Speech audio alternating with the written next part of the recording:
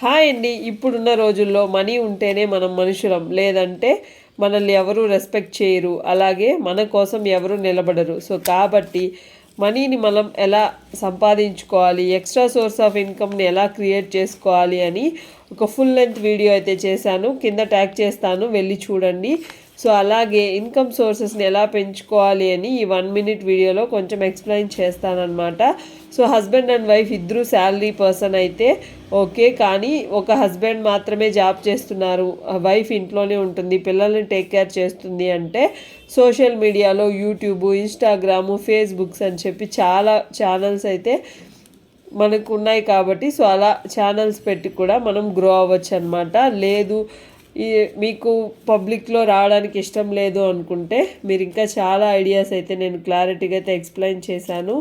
వెళ్ళి చూసి కామెంట్ పెట్టండి మీకు నచ్చిందో లేదో. సో ఇంట్లో సైలెంట్గా మాత్రం కూర్చోవద్దు. బాయ్.